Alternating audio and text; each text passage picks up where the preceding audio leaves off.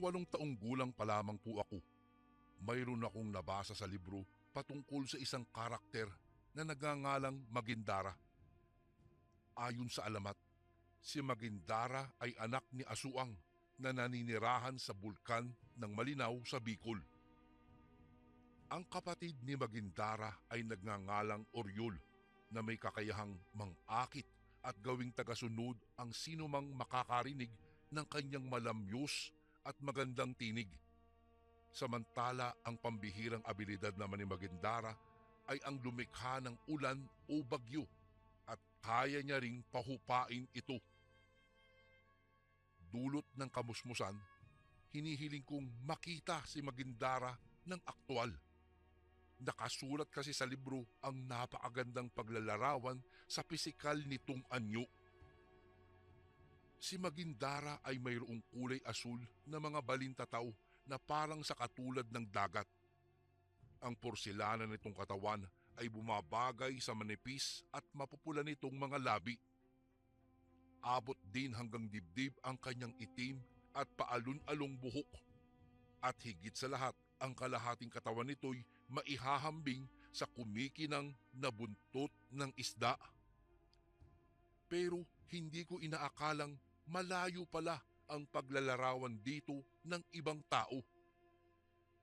Nang minsang bumiyahe ako papunta sa isang partikular na isla sa Antique, naikwento sa akin ng ilang mga tao roon ang patungkol sa isang uri ng aswang na naninirahan sa mga katubigan. Tinatawag nila itong Magindara. Ang mga Magindara ay pinaniniwalaan nilang mga aswang ng katubigan. At ayon sa mga haka-haka, ang mga Magindara ay kumakain lamang ng hilaw na karne ng matatandang tao, sapagkat sa hindi malamang dahilan ay nalalason sila sa mga dugo ng birhen o ng mga hindi pa kinukulubot ang balat. Bago ako nakarating sa isla, ay kinailangan ko munang mamasahe sakay ng bangkang demotor. Pero bago ang lahat, Kuya Bari, ipakilala ko pala muna ang aking sarili. Nakalimutan ko na. Ako nga po pala si Joseph, 26 na taong gulang at isa akong adbokista ng kalikasan. Bumabiyahe po ako ng napakalayo upang puntahan ang mga itinuturing na yamang tubig at yamang lupa sa iba't ibang lugar. At ang aking tuntunin ay hikayatin ang mga taong lalong pagyamanin ang likhang natural sa pamamagitan ng pagbabahagi ko ng aking mga karanasan sa tulong ng teknolohiya. Nakilala ko ang nagmamaneho ng bangkang aking sinasakyan. Ang pangalan niya ay Cesar, 47 taong gulang. Sa kalagitnaan ng aming pamamalaot, nagbahagi si Cesar ng hindi kapani-paniwalang kwento. Sa kanyang salaysay, Kuya Bari, ang yumao niyang ama raw ay isang mangingisda. Namatay daw ang tatay niya noong 10 taong gulang pa lamang siya. Sa katunayan, hindi nila inaasahan ang pagkamatay ng kanilang ama dahil maayos naman ang takbo ng panahon nang minsang pumalaot ito upang manghuli daw ng isda na siya namang ibinebenta ng kanyang ina sa bayan. Hindi tulad ng kinasanayan, palubog na ng araw ngunit hindi pa rin umuuwi ang kanyang ama kaya't minabuti nilang suriin ang kalagayan nito. Ngunit naghihingalong dumating daw ang kapitbahay nila at mangiyak-ngiyak na ibinalitang natagpuan ang bangkay ng kanilang ama sa tabi ng ilog at ang laman nito'y ang dugoang damit ng kanilang ama. Walang nahagilap na katawan at sa magpahanggang ngayon, hindi pa rin daw malinaw ang tunay na sinapit ng ama ni Ka Cesar. Nabanggit ni Ka Cesar ang tungkol sa Magindara. Naniniwala umano siyang ang Magindara ang may kagagawa nun. Nang marinig ang kwento ng bangkero, lalo akong nagkaroon ng interes sa isla. Magandang oportunidad din ito upang makahakot ng mas maraming mga taga-subaybay na mahilig sa mga kwentong hiwaga. Naging mapayapa naman po ang unang araw ko sa isla na iyon. Maganda ang pakikitungo sa akin ng mga tao roon na ang pangunahing ikinabubuhay ay ang pangingisda.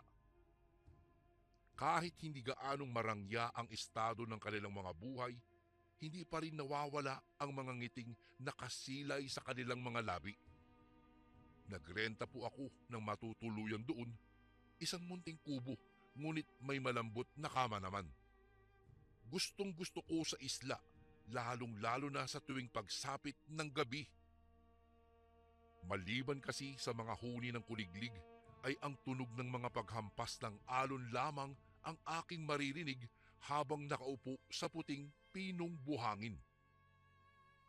Sa pangalawang gabi ay naanyayahan ako ng mga kalalakihan doon na makiisa sa kanilang inuman.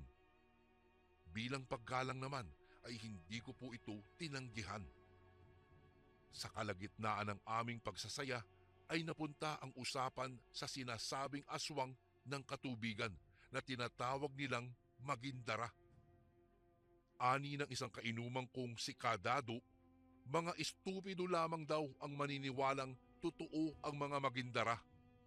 Istrahiya lamang daw ito ng dating mga mangingisda upang takutin ang kapwa mga mangingisda at hindi sila masapawan. Sumalungat naman dito si Ka Ernie. Kung ganun, paano nyo mapapaliwanag ang sinapit ni Ka Pedro? Bahagyang natawa dito si Ka Dado. Sagot naman ito'y, napakatagal na yan. Mga bata pa lamang tayo noon nila Cesar. Sinadya lang na ipakalat ang mga haka-hakang aswang daw ang may kagagawa noon para matakot ang mga katulad nating bata noon na huwag magtatambay sa ilog. Wika nito sabay tungga ng baso. Sumabat naman ako sa usapan at saka tinanong kung sino ang tinutukoy nilang Ka Pedro. Si Ka Pedro pala, Kuya Bari, ay ang tatay ni Ka Cesar, yung nagmamaneho ng bangkang sinakyan ko papunta rito sa isla. Nagpatuloy lamang ang palitan ni Ka Dado at Ka Ernie ng mga argumento patungkol sa eksistensya ng sinasabi nilang Magindara. Ang iba naman naming mga kainuman ay tamang pakinig lamang. Diyan ka na nga muna, Ernie. Iihi lang ako saglit, mga kumpare.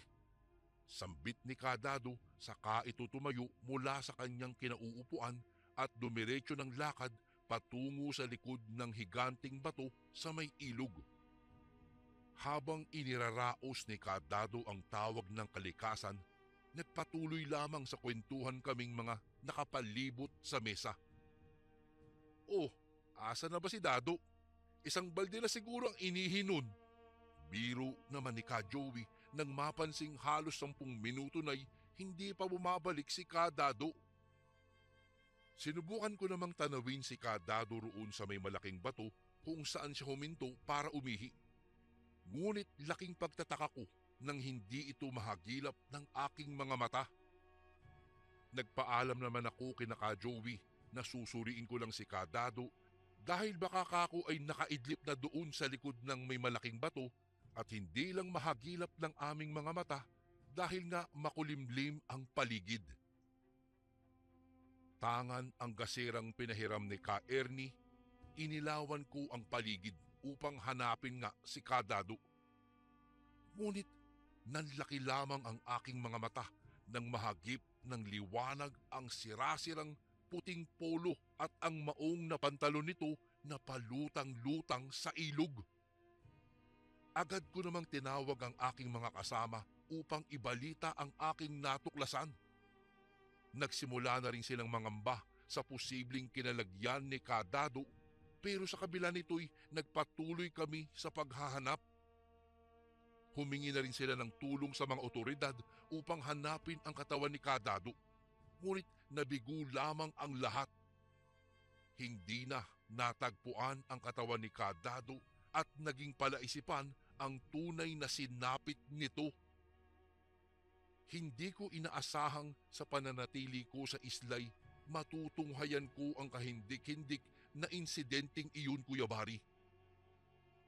Ibinahagi ko ang karanasan kong ito sa aking mga taga-subaybay at marami ang naging interesado sa isla. Kaya naman sa kabila ng pangamba, nanatili ako rito upang bigyang katuparan ang hiling nilang imbestigahan ko ang lihim na nakakubli sa islang iyon. Sinubukan kong tuklasin ang hiwagang bumabalot sa lugar. Isang gabi, mag-isa akong tumungo sa may dalampasigan at gamit ang dala kong pang-ilaw, pinagmasdan ko ang kailaliman ng tubig mula sa kalinawan nito. Nagbabaka sakali akong mangyaring makaengkwentro ko ang pinaniniwalaan nilang magindara. Kung maisakatuparan ko ito'y tiyak na mas lalong tutunog ang aking pangalan. Ilang sandali ang lumipas. Napabalikwas ako nang mula sa di kalayuan, nasaksihan ko ang isang babaeng umahon mula sa tubig. Nakasuot ito ng manipis na puting bestida. Kaya talaga namang di ko napigilang ituon ang aking mga mata sa pakurbang hugis ng kanyang baywang. Nahuli ako nitong nakatulala sa kanyang katawan, kaya't agad niyang iniharang ang mga braso upang ikubli ang bakat ng dibdib. Nagsisigaw ito at tinawag akong bastos, kaya't sumaklolo ang mga tao dahil sa pag-aakalang nasa bingid ng kapahamakan ang babae. Sandali, mali ang akala nyo. Hindi ko sinasadyang matagpuan siya rito sa ilog. Pangangatwiran ko. Sa kabutihang palad naman, hindi naman nila ako pinag-isipan ng masama at ipinaliwanag sa babaeng ako'y isang dayo roon sa isla. Humingi naman ng tawad ang babae na kinalaunay nakilala ko bilang si Mirasol. Tol, huwag kang magkakamaling pormahan niyang si Mirasol. Unika iha pa naman yan din ng kanyang ama. Wika ni Ka Ernie nang minsay mapagkwentuhan namin si Mirasol. Doon ko napag-alaman na nag-iisang anak na babae lamang pala ito. Dahil dalawa lamang sila ng nakakatanda niyang kapatid na lalaki na pinanganak na pipi. Magaan ang loob ko sa batang iyan dahil may hawig siya sa unang babaeng nakarelasyon ko. Dagdag na kwento pa ni Ka Ernie. Ho, talaga po? Ay, ano naman ang pangalan niya? Pag-uusisa ko. Ayon sa kwento ni Ka Ernie, Luningning ang pangalan ng babaeng tinutukoy niya. Halos 2 dekada na rin daw ang nakakaraan nang makilala niya si Luningning sapagkat 18 taong gulang lamang siya noon. Subalit isang araw, bigla na lamang daw anyang naglaho ang kanyang dating kasintahan. Wala rin itong pamilya, kaya't wala siyang mapagtanungan sa posibleng kinaroroonan nito. Sa kabila ng ilang taong paghihintay na bumalik ang dalaga, ni anino nito'y hindi na muling nagpakita pa. Nakakalungkot na marinig ang kwento ni Ka Ernie. Mayroon pa ring umanong mga gabing hinihiling niyang masisilayan niyang muli ang imahe ni Luningning at mahaplos ang balat nito kahit sa huling pagkakataon. Ganun pa man, masaya naman siya anya sa bago niyang asawa. Sa katunayan, meron na silang 3 anak nito. Siya nga pala, bukas nadalo kami ng aking mga kasama sa bahay ni Kaduming upang makiisa sa pagluluto ng mga ihahanda para sa 18 kaarawan ng anak niyang si Mirasol. Saad ni Ka Ernie. Makakabuti raw kung sasama ako't tumulong upang makabawi kay Mirasol sa insidenteng nangyari noong isang gabi. Sige po, sasama po ako bukas. Pagsasang-ayon ko naman sa kanya. Pero sa totoo lang Kuya Bari, ikagagalak kong muling masilayan ang nakakabighaning ganda ni Mirasol.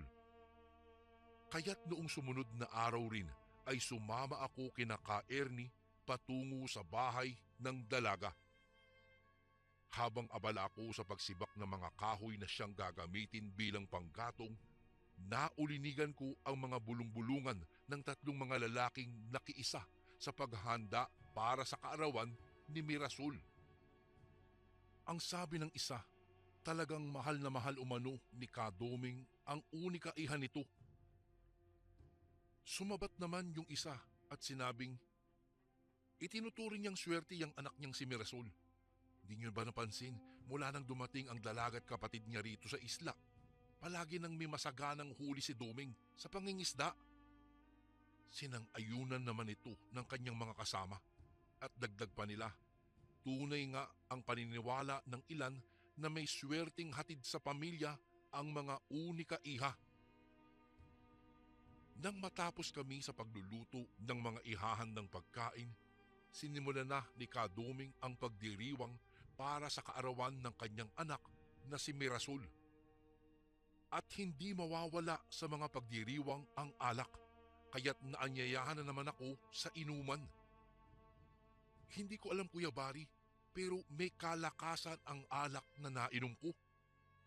Nang naramdaman kong parang ako'y hilong-hilo na, nagpaalam muna ako sa aking mga kasama upang ako'y sumuka.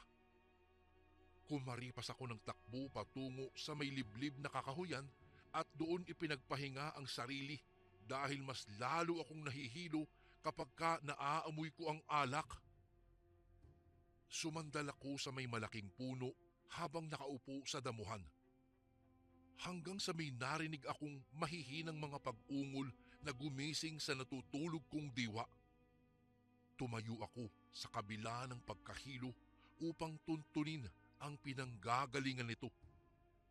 Saka lamang ako nanumbalik sa ulirat nang matuklasan ko si Ka Joey na mahigpit na nakahawak sa mga braso ni Mirasol. Hinintay ko talaga ang araw na ito kung kailan mas hinog na ang iyong katawan. Wika ni Ka Joey na baka sa tono ang balak niyang kahalayan. Hindi naman mapapansin ang pag-ayaw sa dalaga. Hinayaan itong sakupin ng palad ni Ka Joey ang bawat pulgada ng kanyang balat. Nagulat naman ako sa aking nasaksihan at palihim akong umalis ng kakahuyan ng may sama ng loob. Hindi talaga ako makapaniwalang sa likod ng maamong mukha ni Mirasol ay magagawa niyang pumayag na makipagrelasyon sa matatandang katulad ni Ka Joey. Muli akong bumalik sa lamesa at tumungga ng alak at ibinuntun dito ang aking pagkadismaya. 10:00 na ako nagising kinabukasan dahil sa sobrang kalasingan. Ngunit hindi ko inaasahang isa na namang kahindik-hindik na balita ang bubungad sa aking umaga. Katulad ng sinapit ni Kadado at ng yumaong ama ni Ka Cesar, natagpuan sa dalampasigan ang dugo ang damit ni Ka Joey na palutang-lutang. Ngunit walang makapagsabi kung nasaan na o ang kinaroroonan ng katawan ng matanda. Muling naging palaisipan sa mga tao ang panibagong insidenteng ito. Lalong lumakas ang kanilang mga kutob ukol sa paninirahan sa isla ng pinaniniwalaang aswang ng katubigan o kung tawagin ay Magindara. Sa pagkakaalala ko'y huli kong nakita si Ka Joey na nakikipagtalik kay Mirasol sa kakahuyan noong parehong araw na ipinagdiwang namin ang kaarawan ng dalaga.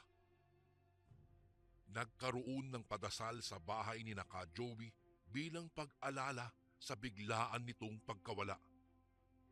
Nakakaawa ang naiwan niyang pamilya. Mayroon na siyang asawa at dalagang anak, ngunit nagawa pa niyang magtaksil upang bigyang kaluguran ang kanyang pagkauhaw sa laman. Hindi ko naman naaninag ang presensya ni Mirasol. Marahil ay hindi niya gustong makaharap ang asawa ng yumaong karelasyon. Napag-usapan namin ni Ka Ernie ang pagkawala ni Ka Joey. Ngunit sa kalagitnaan ng aming pag-uusap, isang lihim ang ibinunyag sa akin ni Ka Ernie. Sa'yo ko lang ito sasabihin, pare. Pero ang totoo'y batid ko kung sino ang nasa likod ng sinapit ni Joey. Ani ni Ka Ernie na siya namang ikinakunot ng aking noo. Ano po? Ano po bang ibig niyong sabihin? Tanong ko naman dito. Ayon sa kanya, noong nakaidlip na kaming lahat dala ng sobrang kalasingan, naulinigan niya ang isang boses na animoy humihingi ng tulong. Tinuntun niya ang pinanggagalingan nito at napunta siya sa may dalampasigan. Nagtago daw siya sa likod ng higanting bato at saka pinanindigan ng balahibo habang pinanunood ang isang nilalang na may buntot ng sa isda. At nakakapangilabot na hitsura na tahasang binutas ang tiyan ni Ka Joey sa pamamagitan lamang ng matatalas na mga kuko nito. Kinuha daw ng halimaw ang mga lamang loob ni Ka Joey at animoy gutom na tigring nilantakan ang mga ito. Kitang-kita rin ng kanyang dalawang mga mata kung papaanong walang pakundangang dinuot ng halimaw ang puso ni Ka Joey at nginuya-nguya pa daw ito. Ang halimaw umano ay isa daw magindara. Ngunit mas hindi ko inaasahan ang susunod na lihim na ibinunyag sa akin ni Ka Ernie. Nang matapos umano daw ang magindara sa pagkain sa karne ni Ka Joey, itinapon nito ang mga tira-tirang laman sa malayong parte ng ilog at saka nagbago daw ito ng anyo. Hindi umano siya nagkakamali sa kanyang nakita, sapagkat ang magindara ay nagpalit sa hitsura sa wangis ni Mirasol. Si Mirasol ang magindarang nananalasa sa islang iyon. Ngunit hindi alam ni Ka Ernie kung papaano niya kukumbinsihin ang lahat sa isla, gayong wala naman siyang mailapag na patunay maliban sa kanyang mga salaysayin. Natatakot din daw siyang pag-isipan ng masama ng mga tao sa isla at akalaing sinisiraan niya lamang ang pamilya ni Ka Doming dulot ng inggit sapagkat palaging masagana ang mga huli nito kumpara sa iba pang katulad niyang mga mangingisda. Pinayuhan ko naman si Ka Ernie na kailangan muna naming hulihin sa akto itong si Mirasol bago namin isiwalat ang tunay nitong pagkatao. Nagsagawa kami ng plano ni Ka Ernie. Si Ka Ernie ang nakaisip ng ideyang gawing pain ang kanyang sarili. Dahil matatanda lang naman ang pinupuntirya ng mga magindara, susubukan niyang umanong linlangin daw si Mirasol hanggang sa magbagong anyo ito sa pagiging isang magindara. Habang ako na may palihim na tututukan ng video ang pagbabagong anyo daw nito gamit ang aking telepono. Kaya naman noong sumunod na gabi, Kuya Bari, tumungo si Ka Ernie sa may ilog. Kunwari nagpapahangin lamang siya roon samantalang ako'y nagtatago sa ilalim ng malaking puno, tangan-tangan ang aking telepono. Maya-maya rin ay natanaw ko na mula sa malayo si Mirasol na naglalakad patungo sa direksyon ni Ka Ernie. Nang tuluyan na itong makalapit sa lalaki, sumilay ang ngiti sa kanyang mga labi at saka ito'y bumati. "Magandang gabi, Ka Ernie." Puno ng galang nitong saad. "Oh, anong ginagawa mo rito, iha? Gabi na ah." Tugon naman ni Ka Ernie na para bang lingid sa kanyang kaalaman ang tunay na pakay ng dalaga.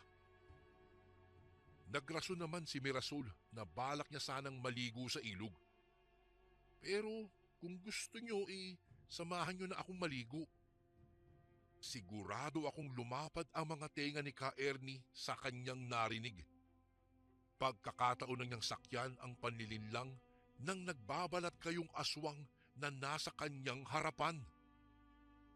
Hindi naman na nagpatumpik-tumpik pa si Ka Ernie at agad na pumayag ito.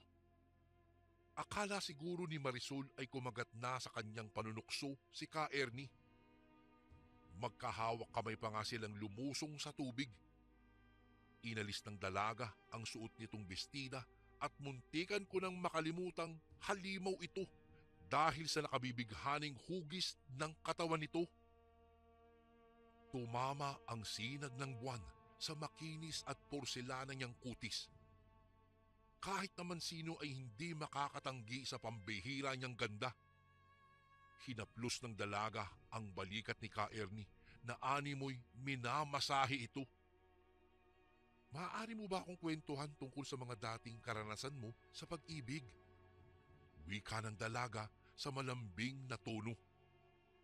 Nanatili lamang ako sa likod ng malaking bato habang kinukuhaan ng video ang tagpo nilang dalawa. Matinding bilin ko kay Ka Ernie na sakyan niya lamang ang mga pagkukunwari ng dalaga hanggang sa magbagong anyo at kako huwag siyang mag-alala dahil agad naman akong sasaklulo. Isinalaysay ni Ka Ernie kay Mirasol ang kwento nila ng kanyang dating kasintahan na si Luningning. Taimtim naman na nakinig si Mirasol sa kwento ng lalaki hanggang matapos ito. Nais mo ba siyang makita ulit? Sa tanong na ito ni Mirasol ay tumango naman si Ka Ernie. Nasa harapan mo lamang siya. Kumunot ang noo ni Ka Ernie sa tinura ng dalaga at tinanong ito kung anong ibig niyang sabihin. Ernie, ako si Luningning. Halos mabitiwan ko ang hawak-hawak kong telepono pagkasabi nun ni Mirasol. Isiniwalat ni Marisol ang katotohanan kaya siya biglang naglaho noon at hindi na muling nagpakita pa kay Ka Ernie dahil nahulog ang kanyang loob sa ibang lalaki. At ang lalaking iyon ay si Doming. Si Doming? Ang iyong ama? Tanong ni Ka Ernie sa malakas na boses. Hindi ko tunay na ama si Doming. Tugon naman ng dalaga. Anya, nagbalat kayo lamang siya sa panibagong anyo ng tao upang hindi siya makilala ni Ka Ernie bilang si Luningning na dati nitong kasintahan. Nagpanggap siya ng kanyang kapatid na bagong salta sa isla at nagkunwaring dati silang naninirahan sa probinsya ng kanilang ina na nakipaghiwalay na kuno sa nagpapanggap nilang ama na si Doming. Ngunit hindi totoo na bago silang salta sa islang iyon. Matagal na silang naninirahan sa kailaliman ng ilog ng kanyang kapatid na nagmula sa angkan ni Oriol. Ngunit ang kakayahan sana nitong makapanlinlang gamit ang tinig niya ay naglaho nang mawala ang boses at tuluyang naging pipi. Ano? Hindi ako naniniwala. Wika ni Ka Ernie sa nanginginig na boses na batid kong paraan niya lamang upang maudyok si Mirasol na magbagong anyo sa pagiging isang magindara. Nilublob ni Mirasol ang buong katawan niya sa tubig. Mahigpit ko namang hinawakan ang aking telepono upang matiyak na makukunan ko ang kanyang pagbabagong anyo. Ilang segundo lamang ang lumipas. Umahon muli ito mula sa ilalim. Iwinaksi niya ang kanyang mga daliring may matatalas na mga kuko. Ibinuka rin nito ang kanyang bibig at lumabas ang nakauslit matutulis nitong mga ngipin. Itinutok ko ang kamera ng aking telepono sa kanyang kulay itim na buntot na tulad ng sa isda. Akma niya na sanang susunggaban si Ka Ernie nang alertong binunot ni Ka Ernie ang kutsilyong nakasuksok sa loob ng kanyang pantalon. Kinuha ko rin ang daladala kong itak bilang sandata at pinagtulungan namin ni Ka Ernie ang magindara, subalit iningatan naming hindi ito mapaslang. Nawala sa kamalayan ang magindara makatapos makatanggap ng ilang taga mula sa amin ni Ka Ernie, bagamat hindi naman ganoon kalalim ang mga natamong sugat nito. Habang iginagapos ni Ka Ernie ang mga kamay ng magindara gamit ang inihanda naming lubid, natanaw ko mula sa di kalayuan sina Doming at ang kapatid ni Mirasol. Mayroon silang tangan na mga itak. Anong ginawa ninyo sa asawa ko? Bulalas ni Ka Doming nang madatnan ang magindarang nakagapos. Doming, nabisto na namin kayo. Wala na kayong magagawa. Pasigaw na tugon naman ni Ka Ernie sinalakay kami ni Kaduming at ng kapatid ni Magindara. Inihanda naman namin ni Ka Ernie ang aming mga itak at nakipagsalitan ng mga taga sa dalawa. Tumagal ang aming pakikipagbuno sa bawat isa nang biglang nagsidatingan ang mga tao sa isla dahil nabulabog umano sila ng ingay na nilikha namin. Inasahan na namin ang pagkasurpresa sa kanilang magiging reaksyon sa sandaling matunghayan ang Magindara at hindi nga kami nagkamali, Kuya Bari. Pilit naming kinukumbinsi ni Ka Ernie ang mga tao na ang Magindarang iyon ay walang iba kung hindi si Mirasol. Ipinakita ko sa kanila ang kuha ko sa telepono na nilalaman ang pagbabagong anyo ni Mirasol na siyang Magindarang nananalasa sa islang iyon. Nabigyang kasagutan din kung bakit palaging masagana ang huli ni Kaduming.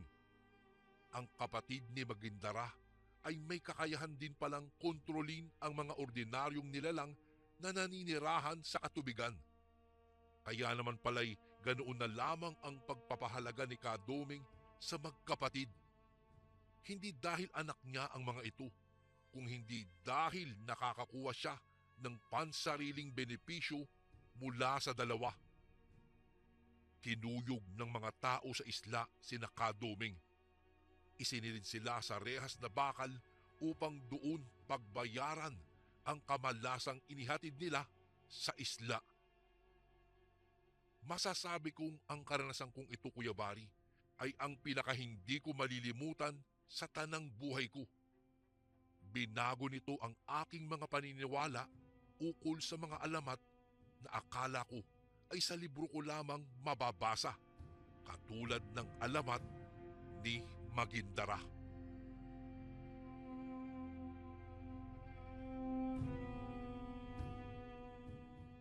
Magandang araw po sa inyo, Kuya Bari.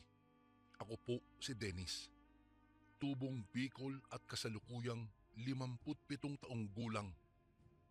Paboritong apo ako noon ng lolo ko na si Lolo Enteng, na lolo ko po sa ama. Hiwalay ang bahay niya sa bahay namin ni nanay at tatay at 4 kong kapatid.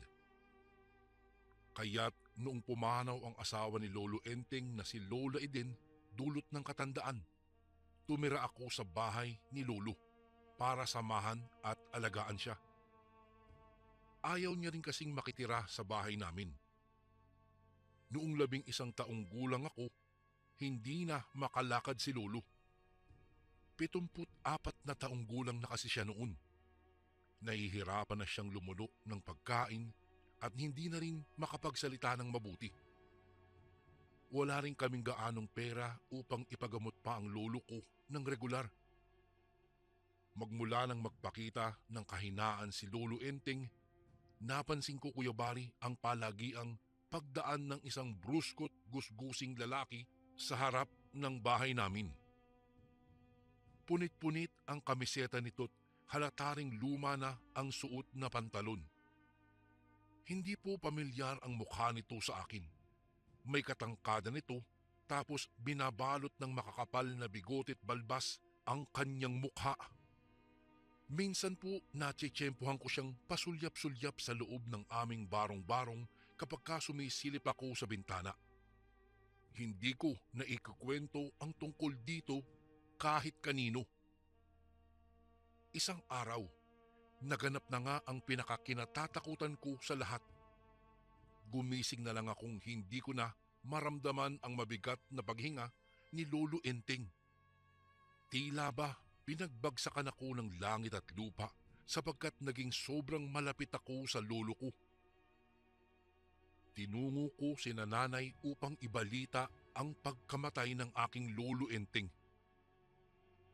Pagkatapos dalhin sa morgue, napagpasyahan ni nanay at tatay na ang burol ay gaganapin sa bahay namin at hindi sa bahay ni Lolo Enteng dahil mas malaki po ang espasyo roon na sasapat para sa malaking bilang ng mga bisita.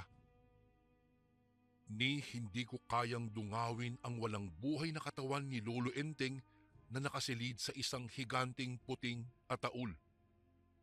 Hindi ko pa rin kasi matanggap ang kanyang pagkawala. Inutusan ako ni nanay na ipagtimpla ng kape ang mga bisita at alokin sila ng biskwit habang siya'y abala sa pag-aasikaso noong lugar na paglilibingan ni Lolo. Samantalang si tatay naman ay nakikipag-inuman sa mga kumparing niyang dumalaw upang makiramay. Habang inaalok ng kape at biskwit ang mga matatandang bisita na naglalaro ng tong-its upang aliwin ang kanilang mga sarili mula sa pagkaantok, pumukaw ng aking atensyon ang isang lalaking dire-diretsyong naglakad patungo sa kabaong ni Lolo. Napako ako sa aking kinatatayuan at pinagmasdang mabuti ang lalaking ito habang hinahaplos nito ang salamin ng kabaong. Tumagal lamang ng ilang segundo nang mapagtanto kong ang lalaking iyon ay ang parehong lalaking palagi kong nakikitang dumadaan at pasulyap-sulyap sa bahay namin bago mamatay si Lolo Enteng. Doon lamang ako nagkaroon ng tapang na kausapin ito at usisain tungkol sa relasyon nito sa aking Lolo Enteng. Ngunit hindi pa man ako lubusang nakakalapit dito. Napatakip na kagad ako ng ilong dahil sa kakaibang amoy na tinitiyak kong nanggagaling sa kanya. Umaalingasaw ang malansa at nakakasukang amoy. Sinadya ko ang 3 hakbang na pagitan naming dalawa. Inalis ko na rin ang palad kong nakatakip sa aking ilong bilang pagpapakita ng respeto at tiniis ko na lamang ang kanyang amoy. Magandang gabi ho, tatang. Pagbati ko rito at siya namang paglingon nito sa akin. Hindi po kayo pamilyar sa akin eh. Mangyari ho bang sabihin nyo ang inyong relasyon sa yumao kong lolo? Puno ng paggalang kong tanong sa kanya. Tumagal ang ilang segundo bago ito tumugon saka sinabing, "Matalik akong kaibigan ng lolo mo, iho." Muntikan ko nang maitakip muli ang mga palad ko sa aking ilong dahil sa mabaho namang amoy na nilikha naman ng kanyang hininga na animoy bulok na karni ng hayop. Ipinagtaka ko rin ang sagot nito dahil hindi naman ako nakakakita ng senyales na malapit sila sa isa't isa ni Lolo. Kung kaya't napatango na lamang ako at inalok siya ng kape, pero bago pa man siya sumang-ayon, pumagit na sa aming pag-uusap ang lasing na si tatay at wala sa wisyong inanyayahan itong makiisa sa kanilang inuman. Sumunod naman ang lalaki sa kanya. Hindi ko nakitang tumagay kahit isang baso ang lalaking inanyayahan ni tatay para uminom. Pinapanood lamang niya ang mga kasamahan niyang lasing na nagkwekwentuhan pa rin. Hindi rin siya nakikiisa sa kanilang pag-uusap. Nakatitig lamang ito sa kanila na animoy ng huhusga. Nanatili akong gising ang buong diwa hanggang sa sumapit ang 12:00 ng gabi. Nagsiuwian na ang mga nagsusugal. Nakatulog na rin sina tatay at ang mga kainuman niya maliban doon sa lalaking nagpakilalang matalik na kaibigan ni Lolo. Nakaupo lamang ako sa harapan ng kabaong ng lolo ko dahil ako ang nagsisilbing bantay. Maya-maya pa, lumapit sa akin ang lalaki at iminungkahing matulog na raw muna ako at siya na raw ang magbabantay. Ngunit Kuya Bari, hindi ko po tinanggap ang kanyang voluntaryong tulong pero nagpumilit ito at habang tumatagal ang pag-uusap namin, sumasakit ang ulo ko sa matinding amoy na dulot niya. Kaya't hinayaan ko na lamang ito at pinaubaya sa kanya ang pagbabantay. Pumasok ako sa kwarto ng bahay dahil sobrang malamig ang simoy ng hangin sa sala kung saan nakaburol si Lolo Enteng. Mahimbing akong nakatulog hanggang sa nagising ako ng 3:00 ng madaling araw. Wala pa rin sa sariling mga ulirat ang lahat. Bumalik naman ako sa sala upang kamustahin ang kalagayan ni Lolo Enteng. Gayon na lamang ang aking pagtataka nang hindi ko na mahagilap ang lalaking nagsabing siya na raw ang magbabantay sa kabaong. Dumungaw ako sa kabaong ni Lolo sa unang beses dahil may nararamdaman akong tila kakaiba. Sa kabutihang palad, maayos pa rin nakahiga ang bangkay ng aking lolo sa loob ng higanting ataul. Hindi na muling dumalaw pa ang lalaki. Gayunpaman, ipinagkibit balikat ko na lamang ang kaduda-dudang pagkatao nito. Sa pangalawang araw ng burol ni Lolo Enteng, dumating ang matandang si Lolo Isko. Kilala ko si Lolo Isko dahil kainuman nito noon lagi ng lolo ko noong malakas pa ang pangangatawan nito. Hindi naman nakakalayo ang kanilang mga edad pero maayos pa ring nakakalakad si Lolo Isko sa tulong lamang ng manipis ngunit matibay na kahoy na nagsisilbing niyang tungkod. Si Lolo Isko rin pala ay kilalang antingero sa lugar. Malakas din ang kanyang pang-amoy sa presensya ng kakaibang mga nilalang katulad ng mga aswang. Nang dumungaw ito sa kabaong, ganoon na lamang ang pagbabago sa timpla ng reaksyon nito. Bumaling ito sa akin at nagtanong kung mayroon umano akong napansing kakaiba sa mga bisita magmula noong unang araw ng burol. Naikwento ko naman sa kanya ang tungkol doon sa mabahong lalaking nagpakilala bilang matalik na kaibigan ni Lolo Enteng. Sayang at nakalimutan ko pong tanungin ang pangalan niya. Nasabi ko rin ang tungkol sa pagmumungkahi nitong bantayan ang kabaong ni Lolo Enteng na siya ko namang sinang-ayunan. Napasinghal si Lolo Isko kasabay ng mulit-muli niyang pag-iling na tila ba dismayado sa aking itinuran. Hindi ka dapat basta-bastang nagtitiwala sa mga estranghero, iho. Hindi mo natitiyak ang tunay nilang mga pakay. Paniner mo nito sa akin. Inihingi ko naman ng paumanhin ang aking pagkakamaling ginawa. Pagkatapos ay sa mahinang boses, isang bagay ang ibinunyag ni Lolo Isko. Ninakaw raw ang bangkay ng Lolo Enteng ko. Napakunot ako ng noo at dumungaw akong muli sa kabaong upang patotohanan ang winika ng matanda. Nandito pa naman po ang katawan ni Lolo Enteng ah. Pagmamatigas ko pa. Nililin lang ka lamang ng iyong mga mata, iho.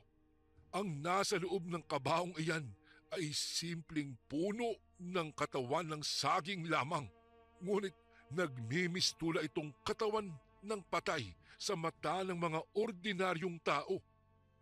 Napabalikwas naman ako dahil sa litanyang iyon ni Lolo Isko. Hinala niya umano na ang lalaking ikinuwento ko ay isang uri ng aswang na kung tawagin ay balbal. Base kay Lolo Isko, ang balbal daw, Kuya Bari, ay isang halimaw na nangunguha ng mga bangkay upang kainin. Pagkatapos nakawin ng patay, papalitan umano nila ito ng puno ng saging na nagmimistulang ordinaryong bangkay sa paningin ng mga tao. Malakas umano ang mga pang-amoy nito na siyang kanilang ginagamit upang tukuyin ang isang taong may matinding karamdaman. Tapos ay babantayan nila ito hanggang sa pumanaw upang lasapin ang patay nitong katawan. Pinanindigan ako bigla ng balahibo nang malaman ko ang patungkol dito. Binilinan ako ni Lolo Isko na wag nang ipaalam sa aking mga magulang ang tungkol sa balbal na bumisita sa burol ni Lolo Enteng. Pinayuhan din niya akong maging maingat sa susunod na mga pagkakataong makaengkwentro ako ng estranghero. Tumagal ng 5 araw ang burol, bagamat hindi nalingid sa aking kaalaman na ang pinaglalamayan namin ay isang simpleng puno ng saging na lamang. Tanging si Lolo Isko lamang ang kayang maglarawan sa tunay na hitsura ng nasa loob ng kabaong dahil sa pambihira nitong kakayahan. Hindi naman kalayuan ang sementeryong pinaglibingan ni Lolo Enting. Nasa 5 minuto lamang ang gugugulin kung lalakarin ito. Kaya siguro napalapit kami sa mga aswang dahil malapit lang sa amin ang sementeryo kung saan maaari silang magpakasawa sa mga bangkay na nakabaon sa ilalim ng lupa. Minsan nga naisipan kong hulihin ang balbal. Noong hating gabi na't tiniyak kong mahimbing nang natutulog ang aking pamilya. Kinuha ko ang isang itak sa kusina at nag-ingat na hindi makalikha ng tunog na maaaring pumukaw sa kanila. Pagkatapos doon ay sinindihan ko ang lampara at palihim akong lumabas ng bahay. Tiniis ko ang pagod sa 5 minutong paglalakad upang tunguhin ang sementeryo. Pagdating ko po roon, ako po ay biglang napatago sa likod ng isang malaking nicho. Hindi nga ako nagkamaling matatagpuan ko roon ang parehong lalaking nagnakaw ng bangkay ni Lolo Enteng. Marahas itong naghuhukay sa lupa gamit lamang ang matutulis na mga kuko. Habang ako'y tahimik na nagmamasid, napatigil ito mula sa kanyang ginagawa at parang nagpatingin-tingin ito sa paligid niya na tila ba may napansin siyang kakaiba. Mas hinigpitan ko pa lalo ang aking pagkakahawak sa itak at lampara. Ilang sandali pa'y biglang umalingasaw ang pamilyar na mabahong amoy sa paligid. Isang senyales na malapit na sa akin ang aswang. Inihanda ko ang aking itak at akma ng patutusadahan ng taga ang aswang nang bigla akong hablutin ito sa ulo at agresibong ibinalibag sa lupa. Nabitawan ko tuloy ang itak at hindi ko na nagawa pang kunin ito mula sa aking paanan dahil mabilis akong bumangon at kumaripas na ng takbo papalayo, dala ng matinding takot. Sa kabutihang palad naman, Kuya Bari, hindi ako nito naabutan. Iyon ang una't huling pagkakataong sinubukan kong makipagbuno sa balbal noong panahon ng aking kabataan. Noong tumungtong ako sa edad na 25, hindi ko pa rin nililisan ang baryo, bagamat ang kinasanayan noon kapag ka ang lalaki tumungtong na sa ganitong edad, inaasahan na itong pumaynila upang magtrabaho. Aksidente ko kasing nabuntis ang nobya kong tubong Bicol din noon. Nang maipanganak niya ang aming panganay, sinubukan kong mamasukan sa iba't ibang trabaho. Ngunit dahil hindi ako nakapagtapos ng high school, nahirapan akong humanap ng mapapasukan kung saan malaki ang perang kinikita. Dahil wala nang ibang mapagpipilian pa, tinanggap ko na lamang ang alok na trabaho ng isang mayamang lalaki na si Don Melchor. Naging maayos naman po ang buhay namin sa probinsya kahit pakatiting na sentimo lamang ang aking kinikita sa pagsasaka sa kalapit bukid na ang nagmamay-ari ay si Don Melchor. Ang tatay nito'y kaibigan noon ni Lolo Enteng, kaya napagbigyan ako nitong makisaka sa kanyang lupang sakahan. Mayroon din itong 3 babaeng anak na pare-parehong nag-aaral at ang asawa nito'y nakaratay na lamang dahil lumala ang sakit nitong diabetes. Ang sakahan ay katapat lamang ng bahay ni Don Melchor na may 2 palapag. Madaling araw pa lamang, pumaparoon na ako sa bukid kaya't maagang nagsisitahulan ang kanilang mga aso. Minsan, natanong ako ni Don Melchor kung pumaroon ba daw ako sa bukid pasado 2:00 ng bukang liwayway. Sumagot naman ako ng kararating ko lamang po ngayong 3:30. Gumuhit naman ang pagtataka sa mukha ng lalaki. Ang sabi niya'y binulabog daw umano kasi sila ng tahol ng kanilang mga aso noong pasado 2:00. Tapos may nakita raw siyang lalaking naglalakad sa labas ng kanilang bahay. Dahil madilim ang paligid, Hindi niya umano gaanong maaninag ang hitsura nito, kaya't inakala niyang ako daw ang lalaking iyon. Ipinagtaka ko rin ang tinurang ito ni Don Melchor. Hindi pa roon nagtapos ang karanasan niyang ito. Nagsunod-sunod umano ang pagtahol ng aso sa madaling araw, pero hindi niya matsyempohan ang parehong lalaking nakita niya noong unang beses. Hinala ng mga kapwa ko nagsasaka sa bukid, inaaswang ang pamilya ni Don Melchor. Ani nila, baka may buntis sa mga anak nito, tapos ang pinupuntirya ay yung bata sa sinapupunan. Ngunit imposible iyon dahil kilalang matitinong dalaga ang mga anak nito.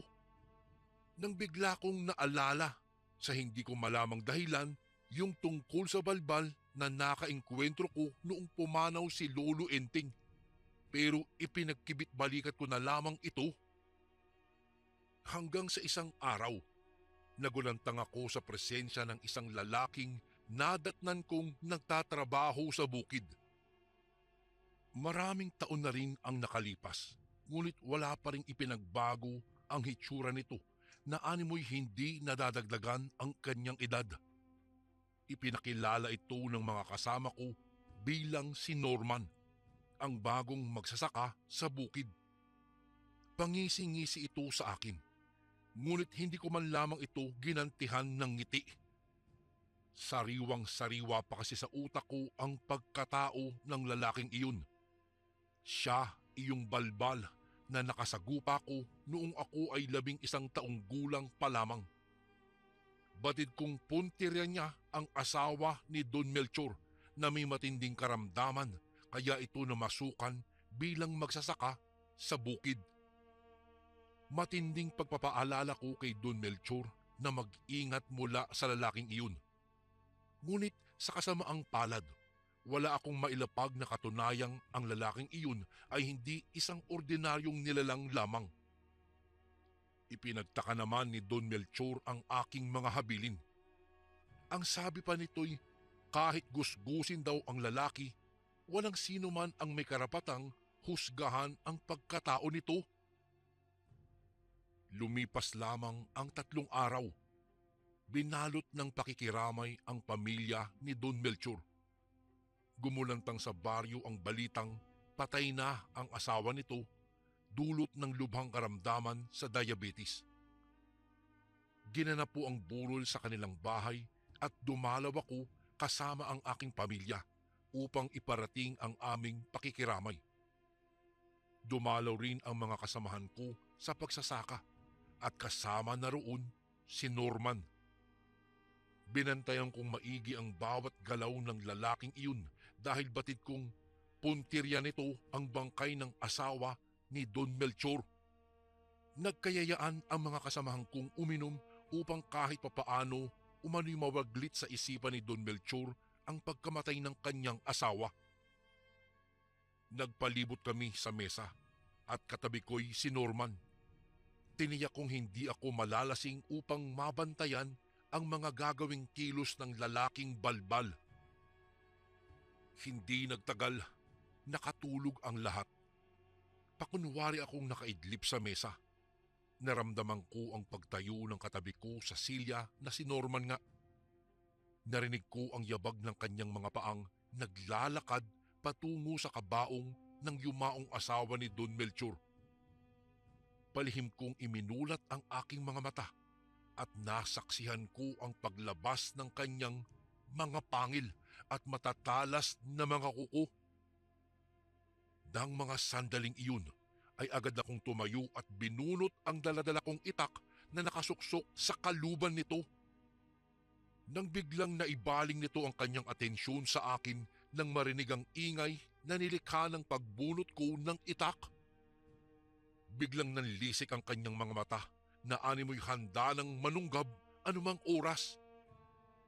Hindi mo ba ako naaalala, Norman? Ako yung batang nakipagbuno sa iyo noon sa sementeryo. Matapang kong saad. Hindi nalingit sa aking kaalaman ang tunay mong pagkatao.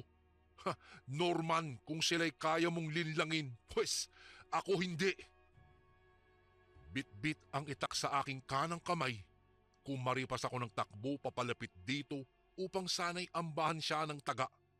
Ngunit mabilis itong nakailag, kaya't natamaan ko lamang ito ng maliit na sugat sa kanyang kaliwang braso.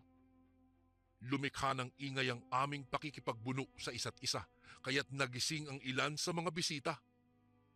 Agad namang silang umawat sa pagitan naming dalawa. Naglahong bigla ang mga pangil ni Norman, pati na rin ang matatalas niyang mga kuko. Tumagas ang dugo mula sa manggas ng kanyang kamiseta at naalarma ang mga tao. Isang balbal ang taong iyan. Balak niyang nakawin ang bangkay ng asawa ni Don Melchor upang lantakan. Pangungumbinsi ko sa mga tao. Ngunit umakto silang parang mga bingi at hindi ako pinakinggan. Abala lamang sila sa pagbibigay ng paunang lunas sa sugat na tinamo nito mula sa aking pagtaga. Ang sabi nila'y dala lamang baha. Ang sabi nila'y dala lamang daw siguro ng labis kong kalasingan ang aking mga inasal. Matapos yun ay biglang umaktong animoy inosenteng biktima si Norman at nagpadala naman sa kanyang panlilinlang ang mga taong naroroon.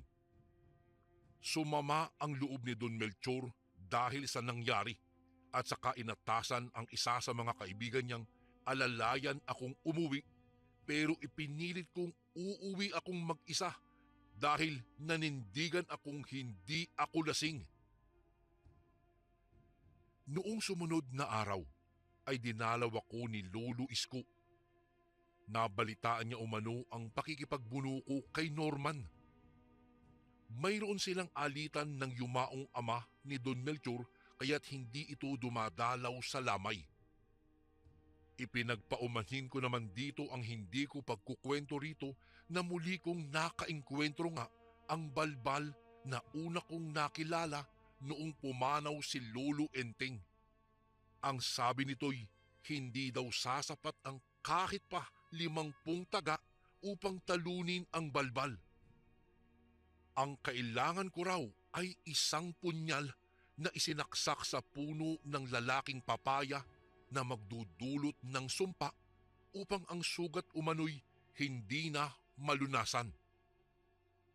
Sinunod ko naman ang payo ni Lolo Isko. Tumungo ako sa sementeryo't hinintay ang presensya ni Norman. Bit-bit ang punyal na isinaksak ko sa puno ng lalaking papaya na siyang tanging nagsisilbi kong sandata. At hindi nga nagtagal, Kuya Bari, nagkita kami. Hinahamon kita ng sagupaan, Norman. Matapang kong paghahamon dito nang nagtagumpay nga ako sa aking hinalang matatagpuan ko siya sa lugar na iyon. Naku naman, baka naman kumaripas ka lamang ulit ng takbo kapag ka natikman mo na ang hagupit ng aking kamao. Pang-uuyam nito sa akin kasabay ng bahagyang pangisi-ngisi. Norman, hindi na ako yung dating inosenteng batang nagpalinlang lamang sa iyo noon. Pasigaw kong tugon sa kanya. Nagsimulang manlisik ang mga mata ng lalaki. Pagkatapos ay nagsilabasan ang matatalas nitong mga kuko at ibinulgar ng kanyang bibig ang matutulis at mahahaba niyang mga pangil. Inihanda ko na ang punyal habang inihahakbang nito ang mga paa patungo sa aking direksyon. Inunahan ako nito ng pagsunggab ng suntok. Dahil napakalaking tao nito kumpara sa akin, hindi ito nahirapang tamaan ako sa pisngi, bagamat sinubukan kong umilag. Napabagsak ako sa lupa, ngunit mahigpit pa rin akong nakahawak sa punyal. Binuhat ako nito sa pamamagitan ng pagsabunot sa aking buhok at akmanang muli akong tatamaan ng kanyang kamao nang bigla kong itinarak ang punyal sa kaliwa niyang dibdib. Tumagas ang dugo sa kanyang kamiseta at napabitaw ang kamay nito sa aking buhok dahilan upang bumagsak ako sa lupa. Napaungol ng malakas si Norman habang naglulupasay. Hanggang sa ang ungol na lang nito'y naging mga halinghing at ilang sandali lang ang lumipas, wala nang tinig ang narinig mula sa kanyang bibig. Unti-unti nitong ipinikit ang kanyang mga mata at sa sandaling iyon ay batid kong nagtagumpay ako laban sa kanya. Naghukay ako ng libingan sa lupa at ibinaon doon ang bangkay nito upang matiyak na hindi na ito muling magdudulot pa ng kasamaan. Wala ni isa ang nakasaksi sa aming labanan. Hindi ko rin ito ipinaalam kahit kanino maliban lamang kay Lolo Isko. Matapos ang pangyayaring iyon, Kuya Bari, ay parang nabunutan ako ng tinik sa aking dibdib. Nabigyan ko rin ng katarungan ang pambababoy ng balbal na iyon sa aking lolo enteng. Ngayon ay patas na kami. Wala ng balbal na muling maghahasik ng lagim sa aming baryo. Isang pangyayari po sa aking buhay ang hinding-hindi ko na malilimutan. Isang uri ng aswang ang aking nakasagupa at hindi ako makapaniwala na 2 beses pa sa aking buhay ay magtatagpo ang aming mga landas. Kuya Bari, dito ko na po tatapusin ang aking kwento. Naway may natutunan sana ang lahat na huwag basta-bastang magtiwala at magpadala sa linlang. Lubos na gumagalang, Dennis.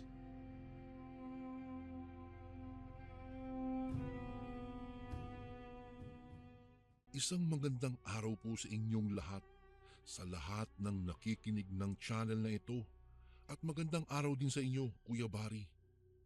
Tawagin niyo na lamang po ako sa pangalang Romnick. Nakatira dito sa Dasma, Cavite. Ngayon po ay 29 anyos na ako. Nais ko lang pong ibahagi sa inyo ang kwento ng aking ina na si Rica. Nang minsang nagbakasyon siya doon sa Aklan kung saan nagtatrabaho ang aking ama. Naganap po ang mga pangyayaring ito taong 1989. Na-assign ang aking ama sa Aklan dahil sa gagawin nitong proyekto, kung kaya sumama ang aking ina sa kanya upang makapagbakasyon na rin ito kahit papaano.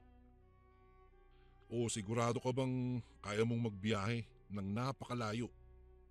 Pag-aalalang tanong ng aking ama sa aking ina. Tumango naman ang aking ina kaya napapayag niya na rin ang aking ama na sumama sa Aklan. Makalipas ang ilang araw ay nasa Aklan na sila at kasalukuyang inaayos ng aking ina ang mga damit nila sa aparador. Nangupahan lang po sila ng bahay ng mga panahong iyon dahil hindi naman po magtatagal ang aking ina at babalik rin ito sa Maynila habang ang aking ama naman ay mananatili sa Aklan hanggang sa matapos nito ang proyektong ginagawa. Siya nga po pala, Kuya Bari, noong mga panahong iyon ay 4 na buwang buntis ang aking ina at isinama niya po ang kanyang kapatid na si Tito Hobert. Bali, bata pa po si Tito Hobert noon, nasa edad 13 anyos pa lang po siya. At sakto namang wala siyang pasok kaya isinama siya ng aking ina. Hindi po kasi papayag ang aking ama na maiwan lang mag-isa ang aking ina sa bahay na rerentahan nila, lalo na't buntis pa po ito. Uso na po kasi ang mga bali-balita noon tungkol sa mga aswang. Isang araw, maagang nagpaalam ang aking ina sa aking ama na mamamasyal lang siya sa plaza. Medyo naiinip na raw siya kasi sa loob ng bahay at wala itong ginagawa. O sige mahal, basta mag-iingat ka palagi ah. Pero isama mo si Hobart para merong magbabantay sa'yo. Mamaya kung mapaano ka dyan sa daan. Tugon ng aking ama. Ay sus naman mahal, ikaw talaga. Napaka-advance ng isip mo. Wala namang mangyayari sa aking masama dahil mag-iingat naman ako palagi. Reklamo ng aking ina. Ay nako, hindi naman sa ganoon mahal. Nag-aalala lang ako sa iyo. Kaya gusto kong isama mo si Hobart para kahit nasa trabaho ako, hindi ako mag-aalala kung mapaano ka na dyan. Pahayag ng aking ama. O siya, sige na nga. Para matigil ka na. Isasama ko na yung kapatid ko para hindi ka na mag-alala. Maliwanag po ba yun? Ngumiti naman ng aking ama at humalik na sa pisngi ng aking ina bago ito umalis. Makalipas ang ilang oras ay lumarga na ang aking ina kasama nga si Tito Hobart. Una nilang pinuntahan, Kuya Bari, ay sa palengke. Namili muna ang aking ina ng mga pagkaing kakain nila habang naglalakad patungong plaza. Hindi naman po kasi kalayuan ang plaza doon sa kanilang tinitirhan. Pagkatapos nilang mamili ng pagkain ay agad na silang naglakad patungo sa plaza. Noong nakaramdam na ng pagod ang aking ina, ay nagwika ito kay Tito Hobart na maghanap sila ng upuan upang sila ay makaupo dahil daw nananakit na ang kanyang binti kakalakad. Lumipas ang ilang sandali at naupo na nga sila. Nagulat na lang bigla ang aking ina dahil bigla na lang may matandang babae ang lumapit sa kanya at biglang hinawakan ang kanyang tiyan. Kaya napaigtad ang aking ina at nagsabing, "Ay pusang gala, ano ba naman yan manang? Nakakagulat naman po kayo. Bigla-bigla po kayong sumusulpot." Bulalas ng aking ina. Tumingin naman sa kanya ang matanda at hindi nito naiwasang tumulo ang laway. Kaya muntikan ng tumulo iyon sa damit ng aking ina. Mabuti na lang at nakaiwas siya kung kaya sa lupa bumagsak ang laway ng matanda. Nako, pasensya ka na iha kung nagulat kita. May naaamoy lang kasi akong napakabango. Anya ng matanda habang nakatitig ito sa tiyan ng aking ina. Ayon sa kwento ng aking ina, nakakakilabot tignan ang matanda at ang baho nito na parabang galing ito sa ilalim ng imburnal. Isa pa ay sira-sira at kulay itim ang mga ngipin nitong napupudpud na at parabang ilang buwan na itong hindi nagsisipilyo. Kaya napatayo ang aking ina at umiwas sa matanda. Agad naman niyang tinawag ang kanyang kapatid at inaya na umuwi. Naku, ano ba yun? Nakita mo ba yung matanda kanina, Hobart? Yung parang pulubi ata yung matanda na yun. Naku, nakakagulat. Bigla-bigla na lang sumusulpot. Bulalas ng aking ina sa kanyang kapatid habang naglalakad sila pauwi. Oo nga ate, di ko nga alam kung saan galing yung matanda eh. Ako rin nagulat din ako eh. Tapos bigla na lang nasa harapan mo na. Sagot naman ni Tito Hobart sa aking ina. Nang makarating na sila sa bahay ay nakaramdam ng antok at pagod ang aking ina. Kaya nagpaalam siya kay Tito Hobart na matutulog muna siya. Takip silim na nang magising ang aking ina. Kaya nagmamadali na siyang bumangon at inungo ang kusina. Pagkarating niya sa kusina ay naabutan niyang nagluluto na ng pagkain ang kanyang kapatid. Kaya pumunta na lang siya sa sala upang isara na ang mga bintana. Noong akmang isasara ng aking ina ang bintana, napansin niya ang matandang babae kanina sa plaza na naroroon sa malapit sa may puno sa tawid ng kalsada at nakatitig ito sa gawin niya. Kaya nakaramdam ng kilabot ang aking ina at nagmamadali na siyang isara ang lahat ng kanilang mga bintana kahit ang pintuan ay isinara niya rin. Bago ko po ipagpatuloy ang kwentong ito ay may request sana ako sa iyo kasundo. Isang pindot lang ito kasundo sa subscribe button namin. Malaking tulong po ito sa amin kasundo upang mapagpatuloy pa namin ang mas marami pang magagandang kwento. Salamat sa pag-subscribe mo, bagong kasundo.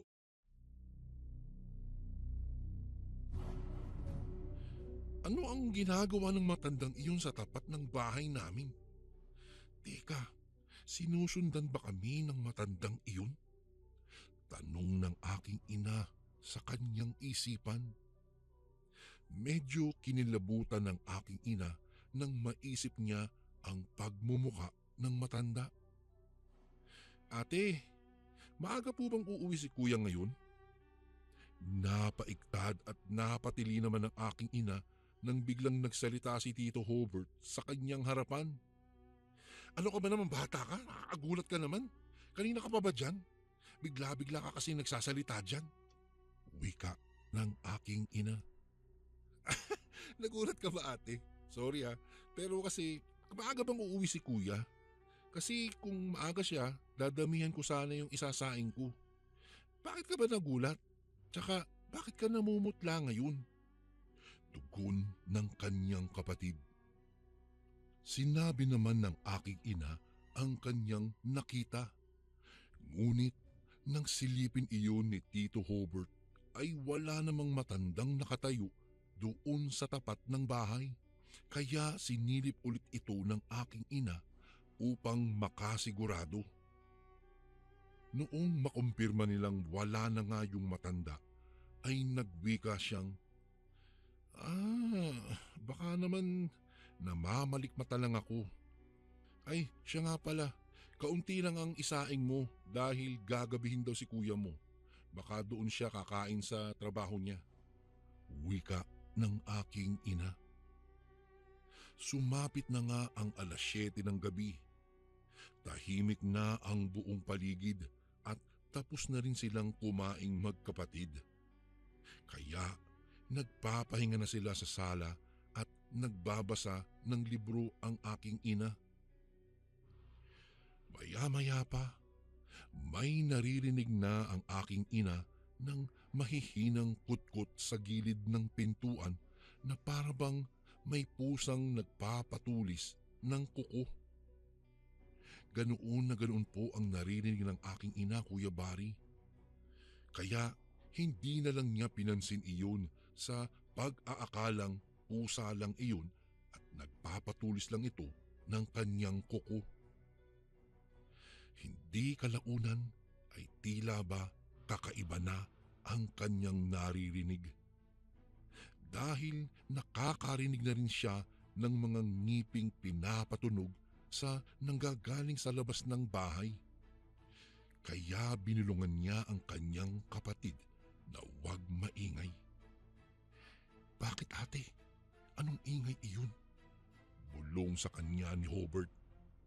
Sa tingin ko, may aswang sa labas ng bahay. Bulong ng aking ina dito. Inutusan ng aking ina na kumuha ng asin at kutsilyo ang aking kapatid sa kusina. Dahil kakaiba na nga talaga ang kanyang nararamdaman. Nakakaamoy na rin siya kasi ng kakaibang mabahong amoy. Ayon pa sa aking ina, Kuya Bari, nakaamoy siya ng parang dumi ng baboy na animoy parang dumi ng kalabaw. Nakakahilo ang amoy sa paligid kaya tinakpan ng aking ina ang kanyang ilong. Naramdaman ng aking ina na tila tumigas ang kanyang tiyan at dahan-dahang sumakit iyon. Sakto namang bumalik na sa sala ang kanyang kapatid nang biglang may marinig silang mahihinang huni ng wakwak. Kasunod noon ay ang sunod-sunod at malalakas na katok sa kanilang pinto. Kulang na lang ay sirain na iyon ng taong kumakatok mula sa labas. Rika! Rika, buksan mo ang pinto! Buksan mo dali! Boses ng aking amang pasigaw at malakas na kalabog ng pintuan ang kanyang naririnig. Akmang bubuksan na sana ng aking ina ang pintuan nang bigla niyang naisip na tinatawag lang siya ng aking ama sa totoong pangalan niya kapag nag-aaway sila. Kaya naisip niyang marahil ay ginaya lamang ng aswang ang nasa labas ng boses ng kanyang asawa. Lumayas ka dyan, aswang! Hindi ako magdadalawang isip na patayin ka! Sigaw ng aking ina sa nilalang na nasa labas habang hawak niya ang asin at kutsilyong binigay sa kanya ng kanyang kapatid. Nagtaasa na ang mga buhok sa batok ng aking ina at malakas na ang kalabog ng kanyang dibdib dahil sa takot na baka makapasok sa kanilang bahay ang aswang. Ilang sandali pa ay may narinig na sigaw ang aking ina sa labas. Boses iyon ng aking ama habang tinatawag ang kanyang pangalan na huwag buksan ang pintuan dahil may aswang nga sa labas ng bahay. Narinig ng aking ina na nagkagulo sa labas. Parang bang naghahabulan kaya mas lalong natakot ang aking ina. Maya-maya pa ay kumatok na ang aking ama at tinawag siya nito kaya nagmamadali na buksan ng aking ina ang pintuan. Nag-aalala namang tinanong ng aking ama kung ayos lang ba siya. Ayon naman sa aking ama ay maaaring hindi na bumalik pa ang aswang sa kanila dahil nakatamo ito ng matinding sugat dahil sa pagkakahambalos niya ng buntot pagi na ibinigay sa kanya ng kanyang kaibigan doon sa trabaho niya. Magmula po noon, Kuya Bari, ay hindi na nakita ng aking ina ang matandang babae. Noong bumalik siya sa plaza upang mamasyal, may nakapagsabi rin sa kanya na aswang ang matandang babaeng iyon at nagkukunwari lang umano na ito'y isang baliw upang makapangbiktima ng mga buntis at mga tao. Sadyang hindi talaga natin malalaman kung aswang nga ang nasa harapan natin o hindi dahil kawangis lang sila ng isang pangkaraniwang tao. Hanggang dito na lang po ang aking kwento, Kuya Bari. Salamat po at napaunlakan niyo po ang kwento ng aking ina. Gumagalang, Romnick. And again, maraming salamat po mga kasundo. Don't forget to subscribe and i-click nyo lang po yung bell na button para updated po kayo sa mga upcoming videos namin na paparating. Maraming salamat po ulit. God bless and ingat po lagi dyan. Ito po si Kuya Bari at ako ang sundo.